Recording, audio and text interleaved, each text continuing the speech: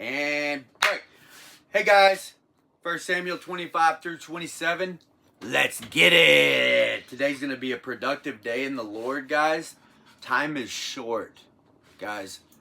If you have a problem with procrastination or laziness, God is a God who redeems time, guys. If you have lost time to sin, willful sin in your life, if you've been to prison, if you've struggled with addiction and you wasted those minutes and hours or days, even weeks and months in addiction, guys, and willful sin, I want to tell you something. God is a God who redeems our time. It says that he will restore the lost years that the locust and the cankerworm have devoured. Okay? That the lost years of crops, right? When the crops don't produce as a result of willful sin and a result of curses. He will bless, guys. He's a multiplier. Anytime you see addition or multiplication, you see God at work. Anytime you see subtraction and division, you see Satan at work. Guys, if you have lost time today for something, maybe you feel like, oh, I can't get on this phone call with this person because they're just such a distraction. Oh, I'm not gonna answer that phone call. Oh, I'm not gonna respond to those text messages, those emails. You know what I mean? If you feel like you've been putting things off and putting people off, this happened to me this morning. I rejected a phone call from a guy that was calling me from Africa, and I was in the middle of doing something, and I didn't want to lose the time that I had. Guys, that can make you feel like a little bit burdened and overwhelmed whenever you lose time to something. Maybe you slept in one day. Maybe you feel like you need to do work, but at the same time you need to clean the house. Guys, do what you got to do and know and trust in God that he's a redeemer of your time. He can bless and multiply. If you want to, if you feel like you need to go against your flesh and like your flesh wants to get to work, but you go, know what? I need to clean my space and my environment. And so I'm going to put the work to the side for a minute, and I'm going to clean, and I'm going to put on worship music or my Bible app, and I'm going to worship God. And then you go to your work, but you feel like, oh, I don't have enough time now. Like I only have a few hours to get all this work done. Guys, God will multiply your profits, your efforts, the work of your hands, okay? Sometimes in our brains, we don't need to do as much as we think we need to do, and we need to make space for the Lord. This is a great example. The best example in the Bible is the story of Mary and Martha, right? Martha was so busy preparing all the things, and Mary was just sitting at the feet of Jesus on the couch with him, just sitting by him, and Martha said, hey, Jesus, like, tell Mary to come help me. I got all this work. You got all this work to do for all these people that are coming over. You're here. You know, we need to make all this food. We got to do all these preparations. And he said, yes, both are needed. Both are needed. The work is needing to be done. But also what also is needed is what Mary's doing. Just sitting here with me. Just sitting here with me, worshiping me, basking in my presence. And guess what he said? He said, Mary has chosen what is better, and it will not be taken from her. Okay, what does that mean? That means that God will, if you spend time with God, that's the premise, the main point of my story here, is spend time in the presence of God, guys, and he will restore that lost time in your mind that you thought you needed to put towards work, okay? And when you do work with all your heart. Put your whole heart and mind into it. Your heart, soul, mind, and strength. Use it as a worship of God. You know, it says worship God with all your mind, heart, soul, and strength. Mark 12:30 is where it says that. You even in your work, guys, even in your cleaning, you can apply your whole heart into what you're doing. Just for context sake, and just for reference, look at the green. Mark 12:30. Love the Lord your God with all your heart, with all. Oh, it's playing it. It went away because it was playing it. Okay, go back to the green. Love the Lord your God with all your heart, all your soul, all your mind, and all your strength. Heart, soul, mind, strength. And the second command is great. Is like this: love your neighbor as yourself. There's no commandment greater than these. That's because if you're loving, that's cool. That's because if you love your neighbor as yourself, you're wanting for them what you want for yourself. That means you're not going to steal from them. You're not going to wrong them because you wouldn't want somebody to do that to you, right? That's why it's a summary of the law. You're not going to kill them because you don't want somebody to kill you. You're not going to talk crap about them and gossip behind their back because you wouldn't want somebody to do that to you. That would hurt your feelings, right? We all want to be validated and seen as important and have favor in the eyes of God and men. If you start treating people with favor and you start treating people with honor, people will start treating you that way. Treat others the way you want to be treated. Go above and beyond and solve problems for people today. Right? Bless people. Give people free stuff, man. Like, be a good steward. Be shrewd. Like, at the same time, make a lot of money. Charge good money for what you do. And then, why do I like to charge good money for my artwork, my murals that I paint? Go look up my stuff online if you want. It's at White Horse Artistry. My wife is an online fitness coach. If you're a woman listening to this, it's at Sarah May Schofield is her Instagram. I want y'all, M-A-E, not M-A-Y. I want y'all to go look up our stuff. Guys, we charge good money so that we can be a blessing. We can give away to people, money away to people. We can help people out. We can go buy somebody lunch. We can go buy things for people, right? Go fix something for your neighbor. Be aggressive. Be bold today. Time is short. We only have so much time before we die. You can actually calculate. You know what I mean? Like, I'm 46 years old. I just turned 46 in November. 47, 48 for 950. There's 4 years until I'm 50. Let's just say I live to be 100. So, that means I have 46 years left to 100. Is that right? 44. 44 years. I have 44 years left till I'm 8. 46, baby. You have. I'm not good at math. 54 years. I have 54 years. I'm an art brain, not a math brain. Get off my case. Cut me some slack. Okay? 54 years. Guys, let's get into the reading. I felt like that 8-minute pep talk was for you, and it was for me. I got something out of it. That's what God's saying to me today. My wife got something out of it right here. You want to see our secret handshake? Let me show y'all. Then it won't be a secret. They can't see this last part. Oh, they can see you. Ha! 1 Samuel 25 through 27. God, open our eyes, open our spiritual ears, open our hearts, God. Let us apply what we learn and read to the work of our hands today, God. Make our feet go. God, we make our plans, but you order our steps. God, lead our feet into the right place at the right time to meet the right people who you want us to minister to today. Come on, Jesus. We don't have so much time left on this earth, God. Use us. Use us, God. We're here. We're available. We're at your side, God. And you know what that means? The carpenter is going to use whatever tool is closest to him. The carpenter may own 5 hammers. One could be in the truck. One could be in the tool shed. One could be on this side of the job. But one hammer is on the ladder, and then the final hammer is in the carpenter's tool belt on his side. Which hammer is the carpenter going to use? He's going to use the hammer that's closest to him. The one that's most easily accessible, right there on his hip. He's going to pull out that hammer and start driving nails. He's not going to go back home to his tool shed. God, in the same way, use us today, God. We want to be close to you. God, we want to be near to you. We want to be available to you. We want to be present in your presence, God. We're positioned in our hearts and our hands and our minds and our lives to be used by you, Jesus. That's all we want. We want your favor, God. We want your blessing. We want you to use us in the lives of others. You know why, God? Because you put in our hearts for us to have a purpose, for us to have an identity in you. We want to be special, God.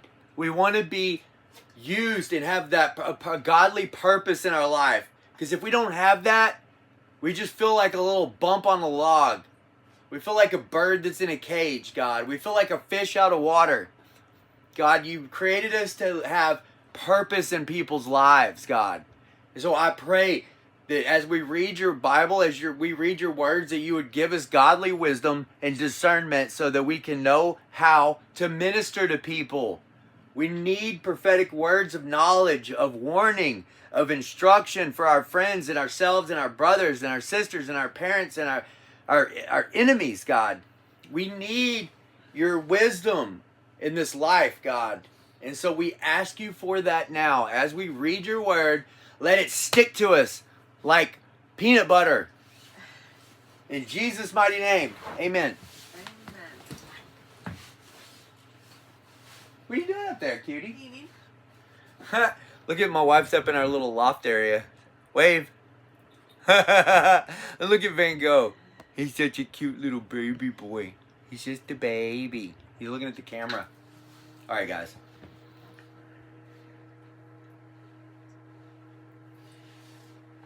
First Samuel, chapter 25. Bible reading through in a year. Today's 25 through 27. That's the microwave, not a bomb. David, Nabal, and Abigail. Now, Samuel died, and all Israel assembled and mourned for him, and they buried him at his home in Ramah. Then David moved down into the desert of Paran. A certain man who lived in Moan, had a property there at Carmel. Well, he was very wealthy. He had 1,000 goats and 3,000 sheep, which he sheared in Carmel. His name was Nabal, and his wife's name was Abigail. She was very intelligent and beautiful, like Sarah, my wife. But her husband was surly and mean in his dealings. He was a Calebite. What does surly mean, guys? S-U-R-L-Y. Can somebody type in the comments, look that up, and type the definition of surly, S-U-R-L-Y? I think I kind of know what it means, but let me look it Well, it up. says surly and mean in his dealings. So he was like real harsh and like, mean. He was real aggressive, kind of fierce. While David was in the wilderness, he heard that Nabal was shearing sheep. So he sent 10 young men and said to them, "Go up to Nabal at Carmel and greet him in my name. Say to him, 'Long life to you, good health to you and your household, and good health to all that is yours. Now, I hear that it is sheep shearing time. When your shepherds were with us, we did not mistreat them. And the whole time they were there at Carmel, nothing of yours was missing. Ask your own servants, and they will tell you. Therefore, be favorable towards my men, since we have come at a feast of time. Please give your servants and your son David whatever you can find for them.' When David's men arrived, they gave Nabal this message in David's name, and then they waited. Nabal answered David's servants, 'Who is this David? Who is this son of Jesse? Many servants are breaking away from their masters these days. Why should I take my bread and water and the meat that I have slaughtered from my shearers and give it to men who are from who knows where?' David's men turned around and went back. When they arrived, they reported every word to David. David said to his men, 'Okay, each of you strap on your sword.' So they did, and David strapped on his sword as well. About 400 men went up with David, while 200 men stayed back with the supplies. One of the servants told Abigail, Nabal's wife, 'David sent messengers from the wilderness to give our master his greetings. But he,' this is her husband, right? Abigail's husband, Nabal. 'But he has hurled insults at them. Yet these men were very good to us. They didn't mistreat us. And the whole time we were out in our fields near them, nothing came up missing.' So you're supposed to help your neighbor is the point of the story. Not just, even if they're a stranger to you, you need to help your neighbors.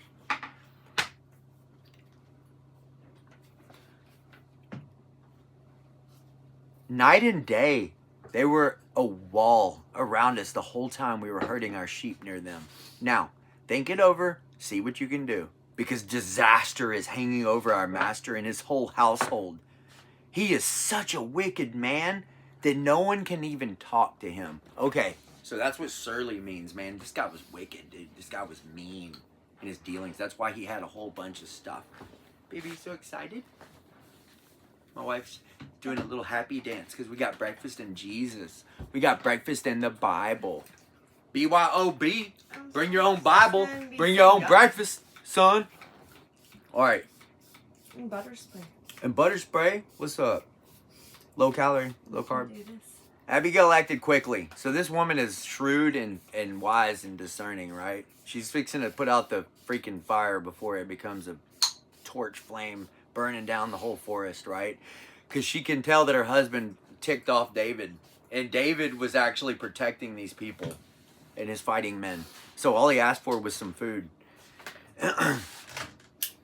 She acted quickly and took 200 loaves of bread, 2 skins of wine, 5 dressed sheep, 5 seahs of roasted grain, and 100 cakes of raisin, and 200 cakes of pressed figs, and loaded them all up onto donkeys.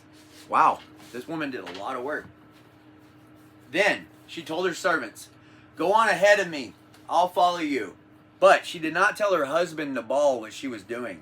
So she's going to bless David and these guys and his men behind her husband's back with his own wealth. As she came riding her donkey into a mountain ravine, there was David and his men descending down towards her, and she met with them. David had just said, "It's been useless all my watching over this fellow's property in the wilderness so that nothing of his was missing. He has paid me back evil for my good. May God deal with David, with me, ever so severely, if by morning I leave alive 1 male of all who belong to him." Whoa. That's pretty treacherous, man. David's talking about killing this dude's men and possessions and stuff for being so evil. When Abigail saw David, she quickly got off her donkey and bowed down before David with her face to the ground. And she fell at his feet, and she said, "Pardon your servant, my lord, and let me speak to you. Hear what your servant has to say. Please, pay no attention, my lord, to that wicked man Nabal." Dude, she's saying that about her own husband to another man. She didn't even say my husband. She just said that wicked man Nabal. He is just like his name. His name means a fool, and folly goes with him. As for me, your servant, I did not see the men my lord had sent. And now, my lord, as surely as the Lord your God lives, and as you live, since the Lord has kept you from bloodshed and avenging yourself with your own hands, may your enemies and all who are intent on harming you, my lord, be like Nabal. And let this gift I brought you be given to the men who follow you. So she's trying to give him what he originally asked for, right? Please forgive your servant's presumptions. The Lord your God will certainly make a lasting dynasty for my lord, because you fight the Lord's battles. Dude, there's a nugget. Do you want to make a lasting dynasty for your family line, people? Then fight the Lord's battles on the earth. Dude, that is a freaking nugget, dude. Are you fighting your own battles? Are you fighting worthless battles, guys? Are you going to work every day and clocking in at a company to solve problems for another man, which is a good thing, to work hard, right? To earn a paycheck for your family? Good, that's a good thing, right? I'm not being hyperbolic. But are you only doing that? Okay? Are you only doing that? Are you only solving worldly problems for a worldly company that does good things? I'm not knocking it. We need it, right? Just like Martha was needed. But dude, don't just do that. Only fight the Lord's battles and you'll leave a lasting dynasty. So good. So good. I want a lasting dynasty for my family, God. I pray that you would show me what battles to fight for you. I pray that you would give me battles to fight today against forces of evil and darkness in the world. It might be just praying. It might be making a DM to somebody online who's messed up in their head. It may be discipling someone who is hungry for the Lord. It may be serving my wife by cooking and cleaning something today for her, by giving her a massage. It might be fighting the Lord's battles. That one, the could massage be one. can be the last one. Fighting the Lord's battle can simply be taking care of what He's given you. Look at this beautiful, beautiful puppy that He gave me. You know, am I being good to this puppy today? Am I buying him little fun bones and giving him food and water? Am I taking him out for runs?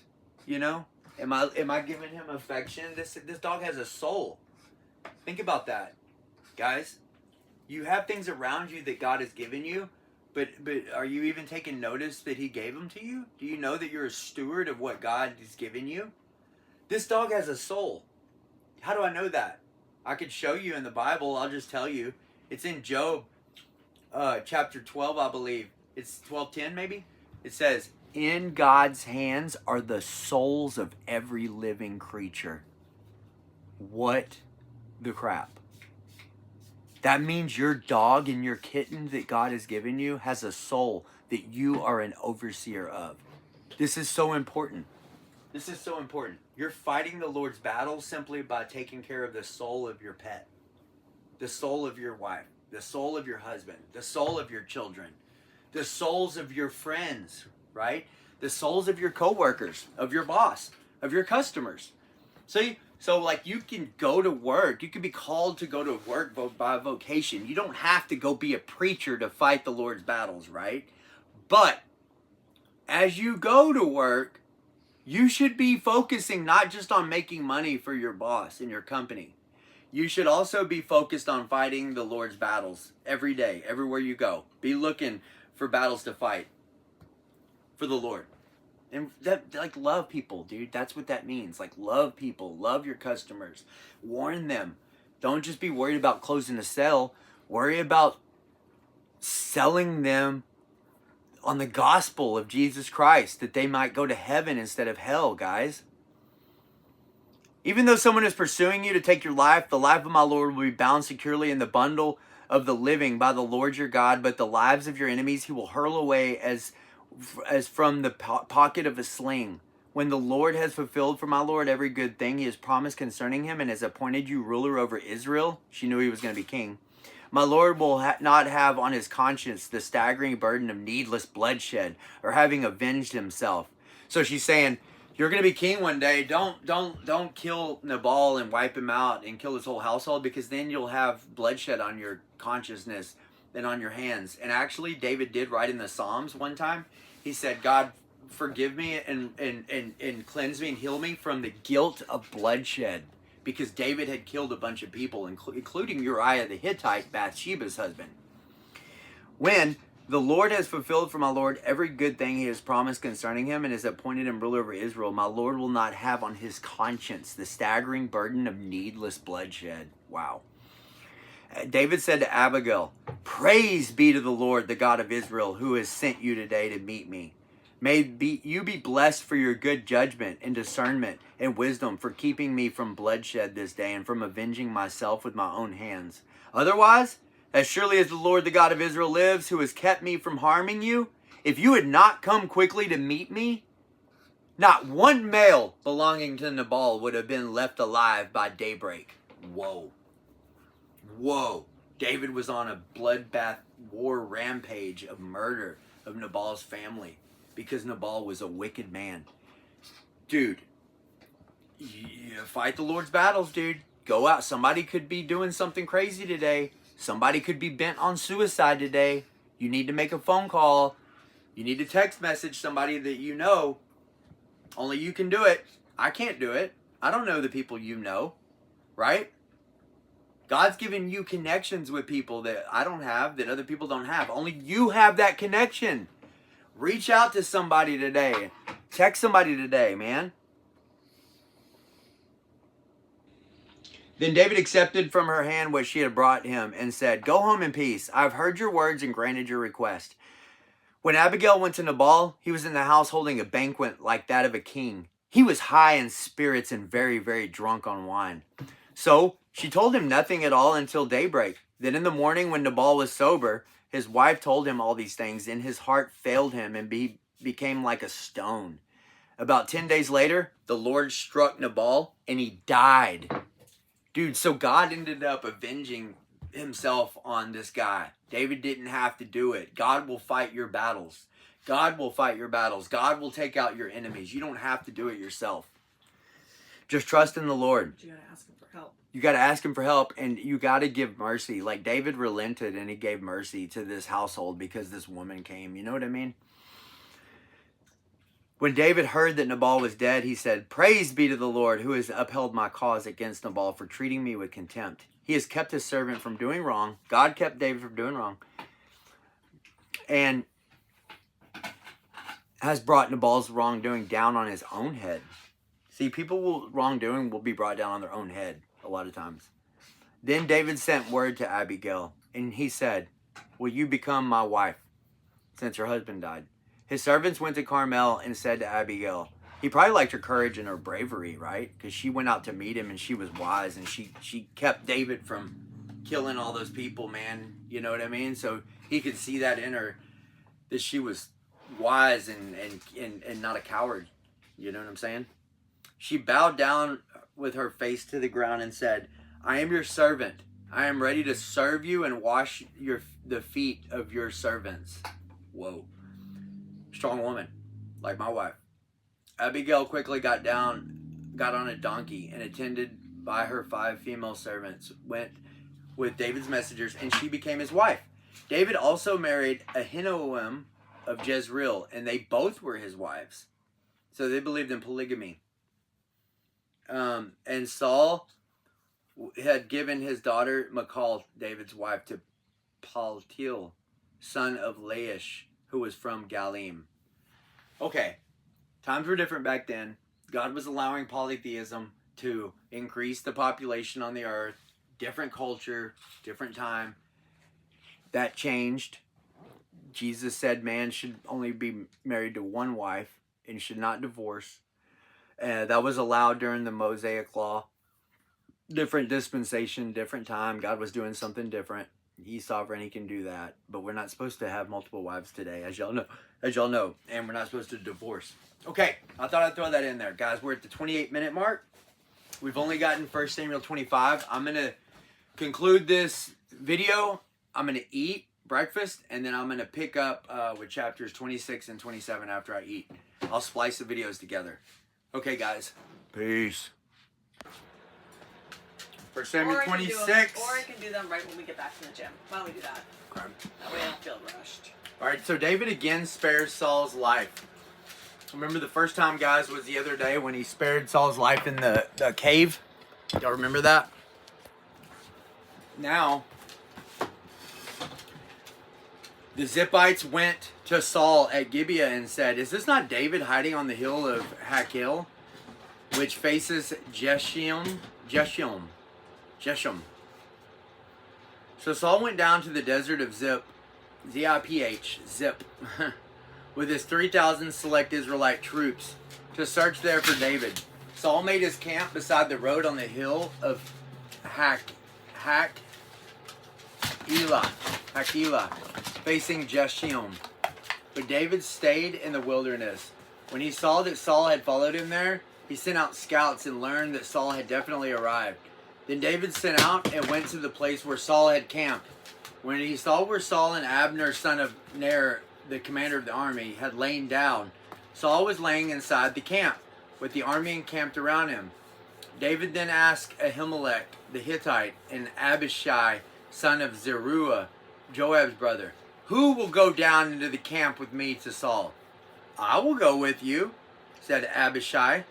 So David and Abishai went to the army by night, and there was Saul, lying asleep inside the camp with his spear stuck in the ground near his head. Abner and the soldiers were lying all around him. Abishai said to David, Wow, today God has delivered your enemy into your hands. Let me go over and pin him to the ground with one thrust of my spear. I won't have to strike him twice. But David said to Abishai, don't kill him.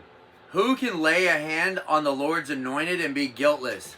As surely as the Lord lives, he said, the Lord himself will strike him, or his time will come and he'll die, or he will go into battle and perish, or something like that. But the Lord forbids that you should lay your hand on the Lord's anointed. Now get the spear and water jug that are near his head, and let's go. So David took the spear and water jug near Saul's head, and they left. No one saw or knew about it, nor did anyone wake up. They were all sleeping because the Lord had put them into a deep sleep. Then David crossed over to the other side and stood on top of the hill some distance away. There was a wide space between them, and he called out to the army and to Abner, son of Ner. He said, aren't you going to answer me, Abner? Abner replied, who are you who calls to the king? And David had said, you're a man, aren't you? And who is like you in Israel?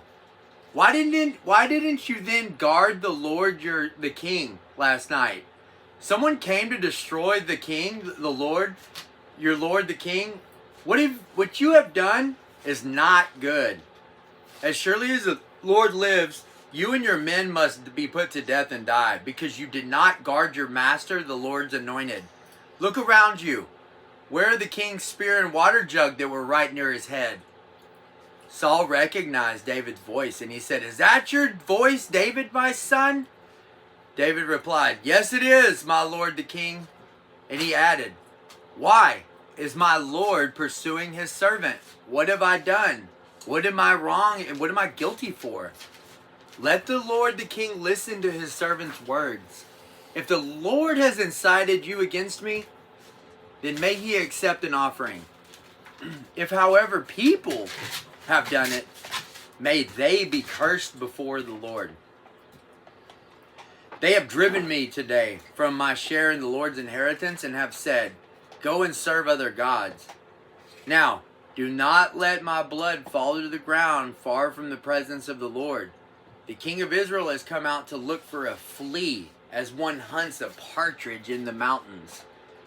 And so then Saul said to David, you're right, I have sinned. Come back, David, my son, because you considered my life precious today and did not kill me. I will not try to harm you again. Surely I have acted like a fool and have been terribly wrong.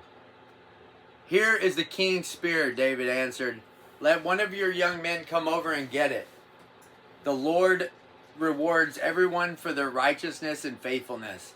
The Lord delivered you into my hands today, but I would not lay my hand on the Lord's anointed. As surely as I valued your life today, so may the Lord value my life and deliver me from all my troubles. Then Saul said to David, may you be blessed, David, my son. You will do great things and surely triumph.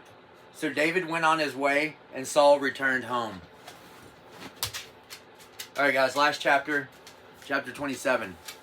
David among the Philistines. After this, David thought to himself, one of these days I will be destroyed by the hand of Saul. The best thing I can do is escape to the land of the Philistines. Then Saul will give up searching for me anywhere in Israel, and I will slip out of his hands. So David and the 600 men that were with him left over to Achish, son of Maok, king of Gath. David and his men settled in Gath with Achish. Each man had his family with him. And David had two wives, Ahinoam of Jezreel and Abigail of Carmel, the widow of Nabal. When Saul was told that David had fled to Gath, he no longer searched for him.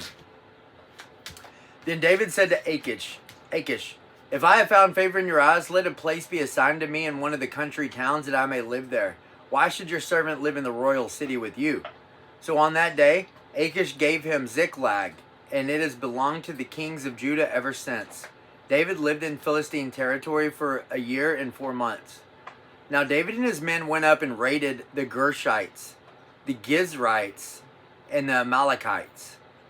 From the ancient times, these people had lived in the land extending to Shur and Egypt. Whenever David attacked an area, he did not leave a man or woman alive, but he took sheep and cattle, donkeys, camels, and clothes. Then he returned to Achish. When Achish asked, "Where did you go out raiding today?" David would say, "Against the Negev or Judah, or against the Negev and Jerahmeel, or against the Negev and the Kenites." He did not leave a man or woman alive to be brought to Gath, for he thought, "They might inform on us and say, 'This is what David has done.'" And such was his practice as long as he lived in Philistine territory. Achish trusted David and said to himself, "He has become so obnoxious to the people, his own people, the Israelites, he will be my servant for life."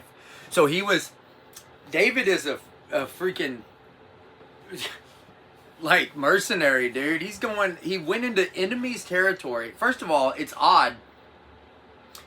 Him and King Saul's relationship is so odd, right? Saul says, "Okay, I'm not going to kill him," and then he tries to kill him. He goes out hunting for him.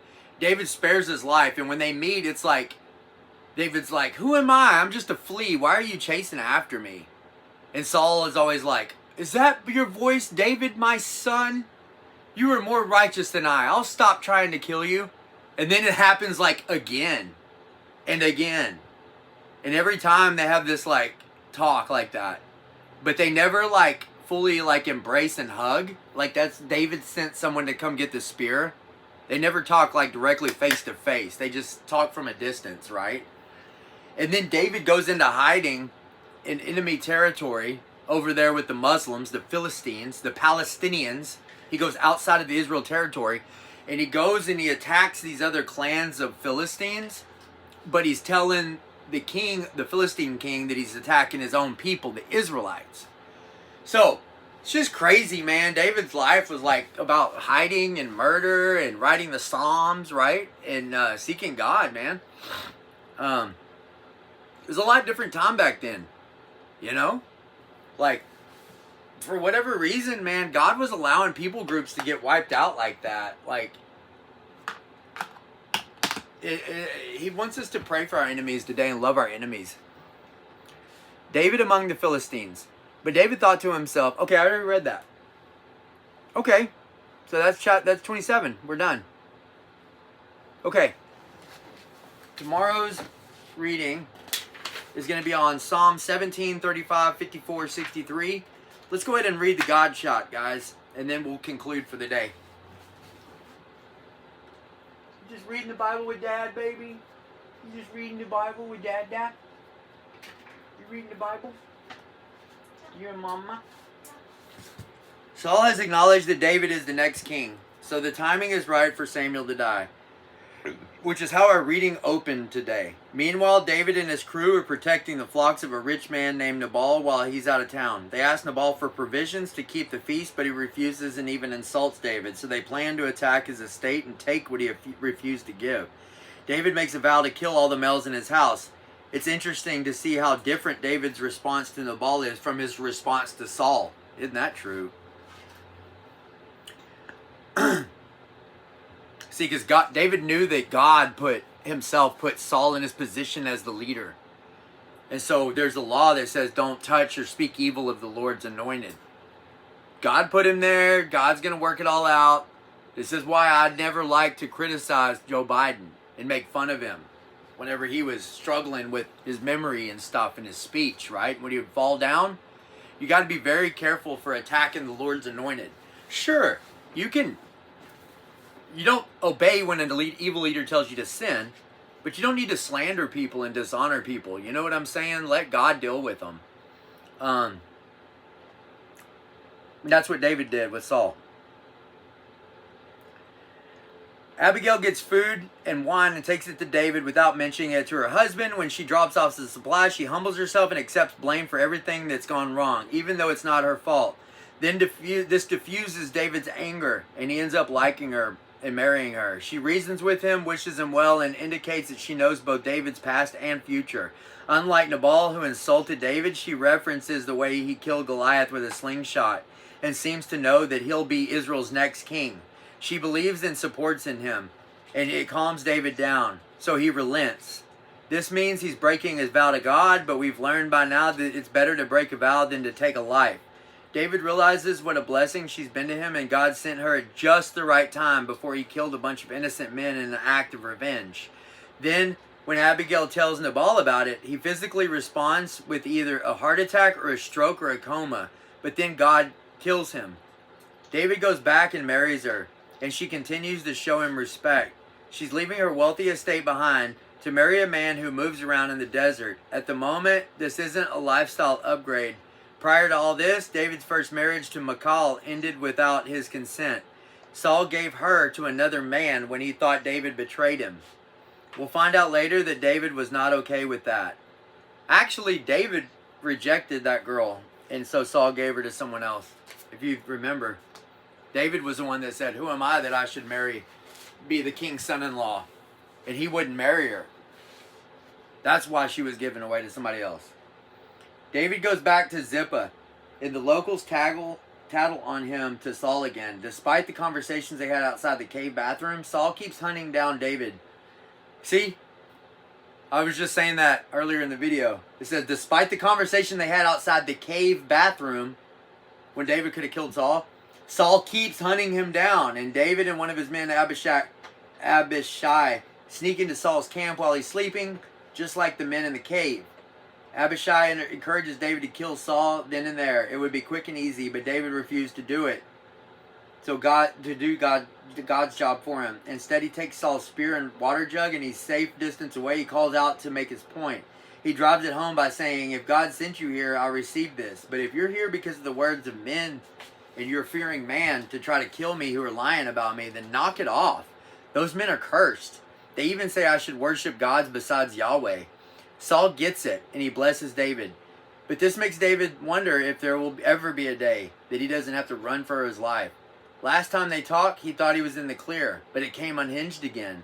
Prolonged trials will always lead to despair and sin if we fail to trust in God, and that's the path David heads down. He begins to think Saul will prevail, so he leaves Israel and he goes back to King Achish in Philistia for asylum. So the Palestinians. He asks Achish to live in the land and turns his attention to raiding little towns on the edge of Philistia. Like the Israelites should have done a long time ago, David is making strides to fulfill God's command.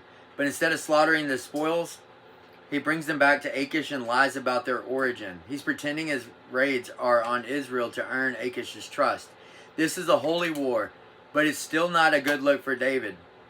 Beautiful works, and today's God shot says, God works beautifully through Abigail. He grants her wisdom to know how to de-escalate the situation that's about to get out of control. It takes real trust in God to enter into chaos and create peace. Wow. Scripture marks her as a woman of discernment, which is God-given.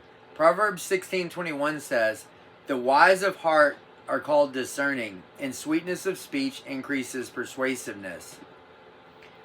The wise in heart also know that joy isn't found in getting our own way. It's found in yielding to His way, because He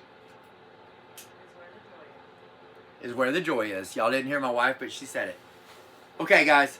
Hope y'all have a great day.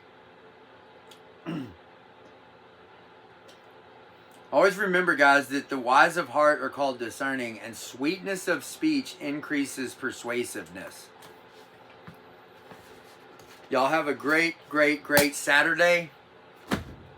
Live life to the fullest. Ready, break.